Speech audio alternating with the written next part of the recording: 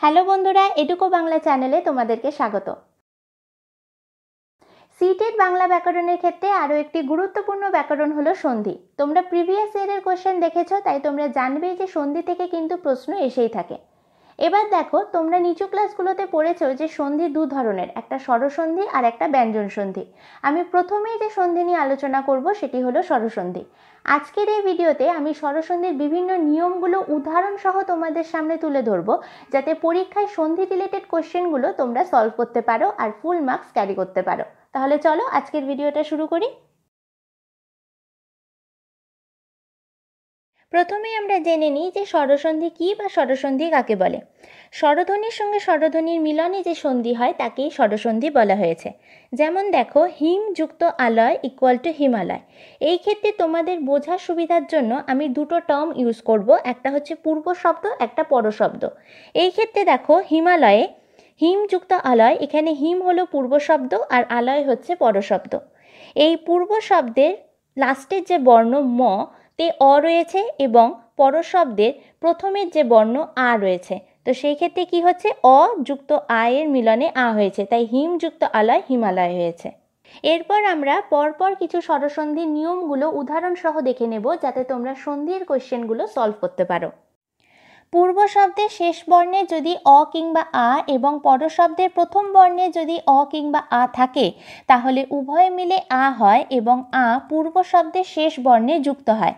একটা উদাহরণ দেখো, সর্বযুক্ত অঙ্গ ইকুয়াল টু সর্বাঙ্গ। এই ক্ষেত্রে পূর্ব শব্দ সর্ব এবং পর শব্দ অঙ্গ।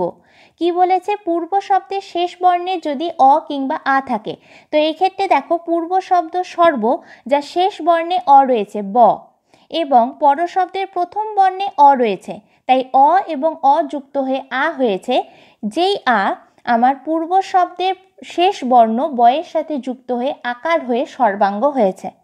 আবার দেখো, বৃক্ষযুক্ত আদি ইকুয়াল টু বৃক্ষাদি। এই ক্ষেত্রে বৃক্ষ পূর্ব শব্দ এবং আদি পর শব্দ। পূর্ব শব্দের শেষ বর্ণে অ রয়েছে বৃক্ষ এবং পর শব্দের প্রথম বর্ণে আ রয়েছে আদি, তাই অ এবং আ যুক্ত হয়ে আকার হয়েছে, যা পূর্ব শব্দের শেষ বর্ণ যুক্তক্ষয়ের সাথে যুক্ত হয়ে বৃক্ষাদি হয়েছে। আবার দেখো, তথা যুক্ত অপি ইকুয়াল টু তথাপি। এই ক্ষেত্রে পূর্ব শব্দ তথা এবং পর শব্দ অপি। তো এই ক্ষেত্রে পূর্ব শব্দের শেষ বর্ণে আ রয়েছে তথা আ এবং পর শব্দের প্রথম বর্ণে অ রয়েছে, যেমন অপি। তো আ ও অ যুক্ত হয়ে আ হয়েছে, যা পূর্ব শব্দের শেষ বর্ণে আই রয়েছে, আর সাথে আ যুক্ত হলে আই থাকবে, তো হলো তথাপি। আবার দেখো, শিলাযুক্ত আসন ইকুয়াল টু শিলাসন। এই ক্ষেত্রে পূর্ব শব্দে শিলা আ রয়েছে এবং পর শব্দের প্রথম বর্ণে আ রয়েছে, আ এবং আ যুক্ত হয়ে আ হয়েছে এবং সন্ধিটি হয়েছে শিলাসন। নেক্সট দেখো, পূর্ব শব্দের শেষ বর্ণে যদি হস্যই কিংবা দীর্ঘই থাকে এবং পর শব্দের প্রথম বর্ণে যদি হস্যই কিংবা দীর্ঘই থাকে, তাহলে উভয় মিলে দীর্ঘই হয় এবং দীর্ঘই পূর্ব শব্দের শেষ বর্ণে যুক্ত হয়। যেমন দেখো, রবি যুক্ত ইন্দ্র ইকুয়াল টু রবীন্দ্র। এই ক্ষেত্রে পূর্ব শব্দ রবি এবং পর শব্দ ইন্দ্র। পূর্ব শব্দের শেষ বর্ণে রবিতে রস্বই রয়েছে এবং পর শব্দের প্রথম বর্ণেও রস্বই রয়েছে, তাই রস্বই এবং রস্বই যুক্ত হয়ে দীর্ঘিকার হয়েছে, যা আমার পূর্ব শব্দের শেষ বর্ণ রবির সাথে যুক্ত হয়ে সন্ধিটি হয়েছে রবীন্দ্র। আবার দেখো, অধিযুক্ত ঈশ্বর ইকুয়াল টু অধীশ্বর। এই ক্ষেত্রে পূর্ব শব্দ অধি এবং পর শব্দ ঈশ্বর। পূর্ব শব্দের শেষ বর্ণে রস্বই রয়েছে অধি এবং পর শব্দের প্রথম বর্ণে দীর্ঘই রয়েছে, হ্রস্বই এবং দীর্ঘই মিলিত হয়ে দীর্ঘই হয়েছে, যা পূর্ব শব্দের শেষ বর্ণ অধির সাথে যুক্ত হয়ে অধীশ্বর হয়েছে। আবার দেখো, শচী যুক্ত ইন্দ্র শচীন্দ্র। এই ক্ষেত্রে পূর্ব শব্দ শচী এবং পর শব্দ ইন্দ্র। পূর্ব শব্দের শেষ বর্ণে দীর্ঘইকার রয়েছে এবং পর শব্দের প্রথম বর্ণে রস্বই রয়েছে, দীর্ঘই এবং রস্বই মিলিত হয়ে দীর্ঘিকার হয়েছে, যেখানে সন্ধিটি আমার হয়েছে শচীন্দ্র। আবার দেখো, সতী যুক্ত ঈশ ইকুয়াল টু সতীশ। এই ক্ষেত্রে পূর্ব শব্দ সতী এবং পর শব্দ ঈশ। তো এই ক্ষেত্রে পূর্ব শব্দের শেষ বর্ণেও দীর্ঘই রয়েছে এবং পর শব্দের প্রথম বর্ণেও দীর্ঘই রয়েছে, তাই দীর্ঘই এবং দীর্ঘই মিলিত হয়ে দীর্ঘই রয়েছে এবং সন্ধিটি হয়েছে সতীশ।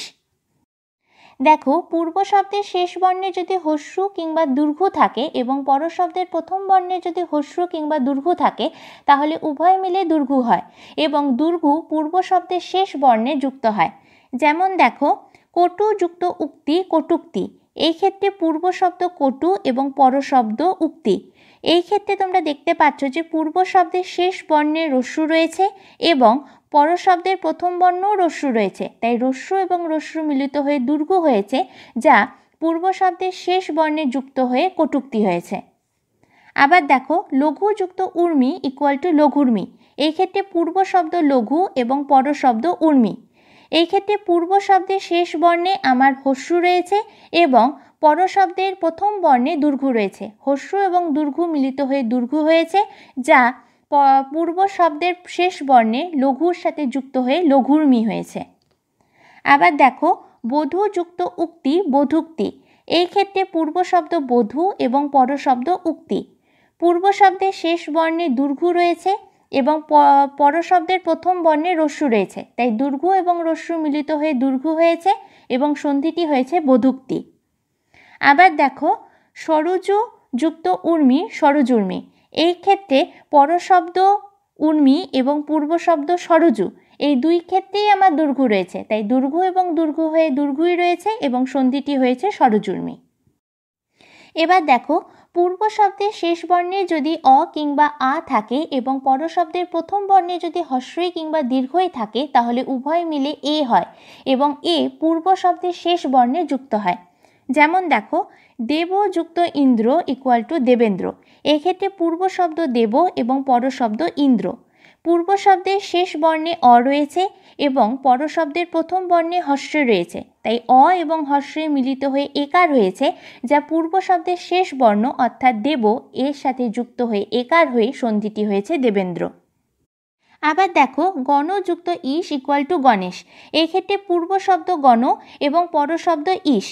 পূর্ব শব্দের শেষ বর্ণে অ রয়েছে গণ এবং পর শব্দের প্রথম বর্ণে দীর্ঘই রয়েছে, অ এবং দীর্ঘই যুক্ত হয়ে এ হয়েছে, যা পূর্ব শব্দের শেষ বর্ণ অর্থাৎ গণ মূর্ধন্যর সাথে যুক্ত হয়ে সন্ধিটি হয়েছে গণেশ। আবার দেখো, মহাযুক্ত ইন্দ্র ইকুয়াল টু মহেন্দ্র, এক্ষেত্রে পূর্ব শব্দ মহা এবং পর শব্দ ইন্দ্র।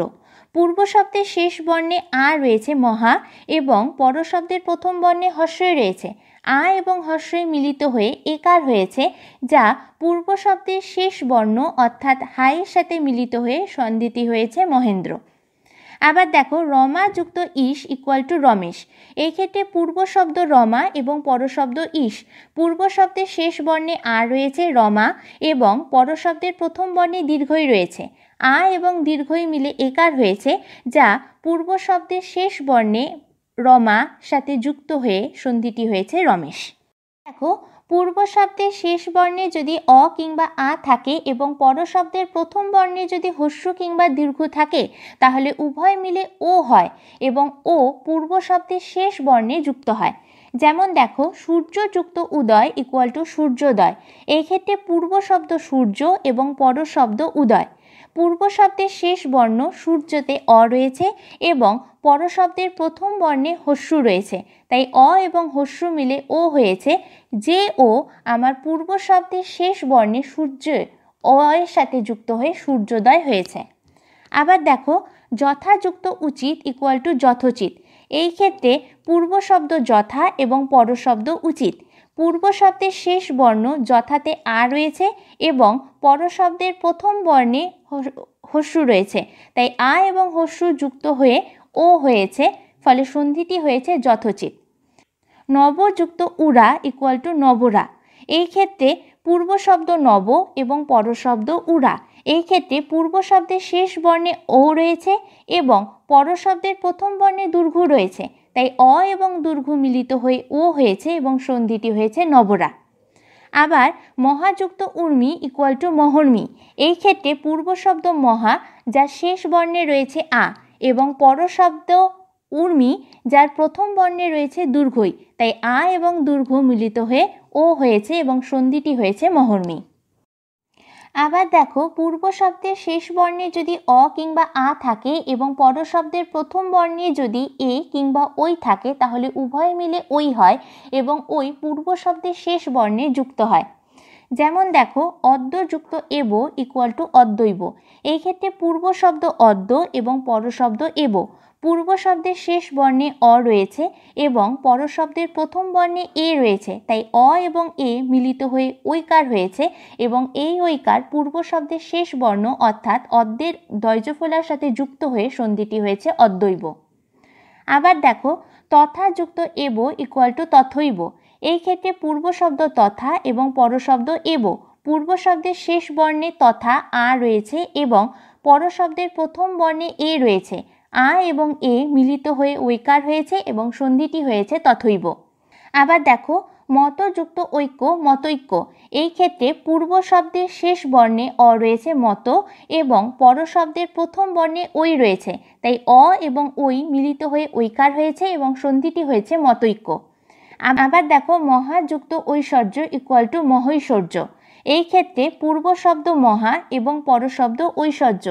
পূর্ব শব্দ মহাতে আ রয়েছে এবং পর শব্দের প্রথম বর্ণে ওই রয়েছে, তাই আ এবং ওই মিলিত হয়ে ঐকার হয়ে সন্ধিটি হয়েছে মহৈশ্বর্য। এবার দেখো, পূর্ব শব্দের শেষ বর্ণে যদি অ কিংবা আ থাকে এবং পর শব্দের প্রথম বর্ণে যদি ও কিংবা ও থাকে, তাহলে উভয় মিলে ও হয় এবং ও পূর্ব শব্দের শেষ বর্ণে যুক্ত হয়। যেমন দেখো, বন যুক্ত ঔষধি বনৌষধি। এই ক্ষেত্রে পূর্ব শব্দ বন এবং পর শব্দ ঔষধি। পূর্ব শব্দের শেষ বর্ণে অ রয়েছে বন এবং ঔষধি পর শব্দের প্রথম বর্ণে রয়েছে ঔ, তাই অ এবং ঔ মিলিত হয়ে ঔ হয়েছে এবং সন্ধিটি হয়েছে বনৌষধি। আবার দেখো, মহাযুক্ত ঔষধি ইকুয়াল টু মহৌষধি। এই ক্ষেত্রে পূর্ব শব্দ মহা এবং পর শব্দ ঔষধি। এই ক্ষেত্রে পূর্ব শব্দের শেষ বর্ণে আ রয়েছে এবং পর শব্দের প্রথম বর্ণে ও রয়েছে, তাই আ ও ও মিলিত হয়ে ও হয়েছে এবং সন্ধিটি হয়েছে মহৌষধি। আবার দেখো, উত্তম যুক্ত ঔষধ ইকুয়াল টু উত্তম ঔষধ। এই ক্ষেত্রে পূর্ব শব্দ উত্তম এবং পর শব্দ ঔষধ। এই ক্ষেত্রে পূর্ব শব্দের শেষ বর্ণে অ রয়েছে এবং পর শব্দের প্রথম বর্ণে ঔ রয়েছে, তাই অ এবং ঔ মিলিত হয়ে ও হয়েছে এবং সন্ধিটি হয়েছে উত্তম ঔষধ। আবার দেখো, মহাযুক্ত ঔষধ ইকুয়াল টু মহৌষধ।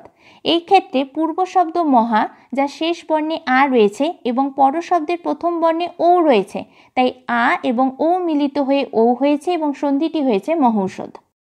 এবার দেখো, পূর্ব শব্দের শেষ বর্ণে যদি হস্রই কিংবা দীর্ঘই থাকে এবং পর শব্দের প্রথম বর্ণে যদি অন্য কোনো স্বরবর্ণ থাকে, তাহলে সেই হস্রই দীর্ঘই এবং অন্য স্বরবর্ণ মিলিত হয়ে জ ফলা হয় এবং তার সাথে কোনো না কোনো স্বরবর্ণ থাকে। যেমন দেখো, ইতি যুক্ত আদি ইকুয়াল টু ইত্যাদি।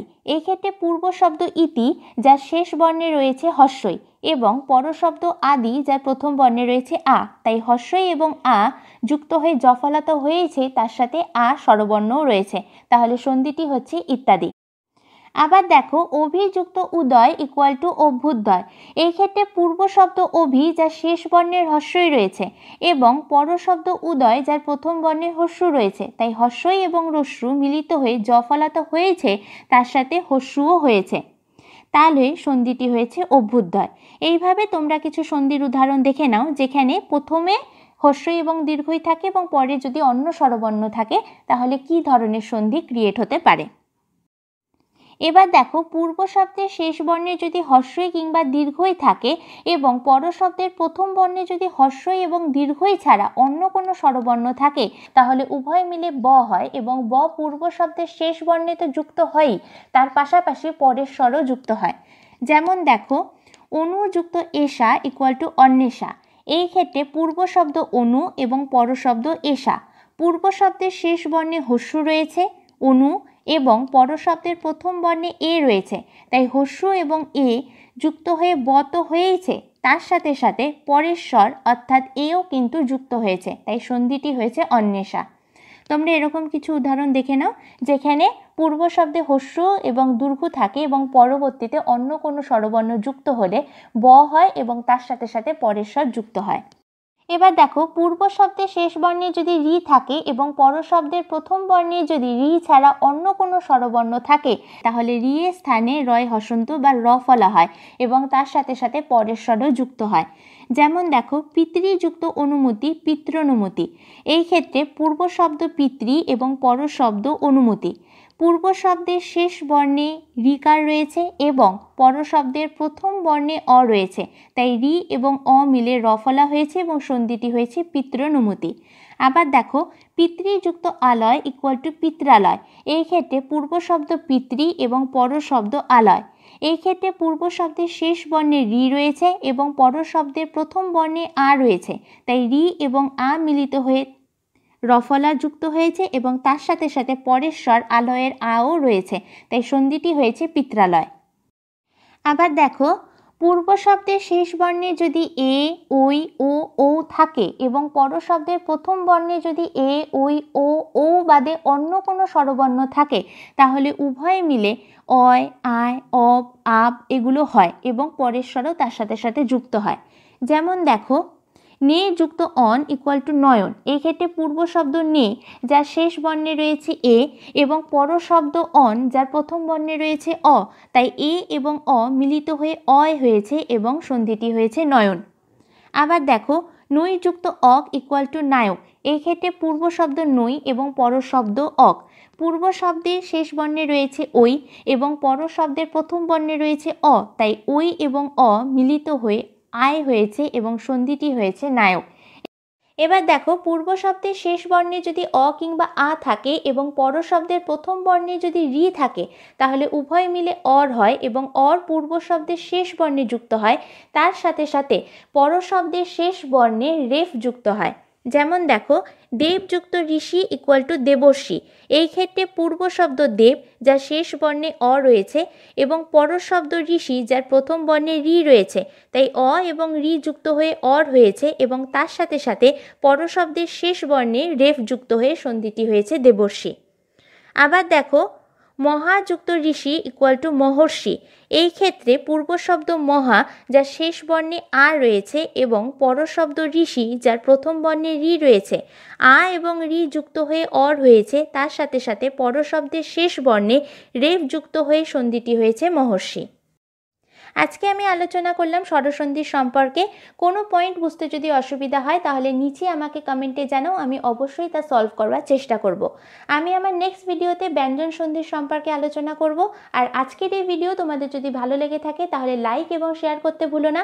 আর তুমি যদি চ্যানেলে নতুন হয়ে থাকো তাহলে চ্যানেলটি সাবস্ক্রাইব করে পাশের বেল আইকনটি প্রেস করে দিও, যাতে আমি নতুন নতুন ভিডিও আপলোড করলে তুমি তার নোটিফিকেশন পেয়ে যাও এবং তা মিস না করো।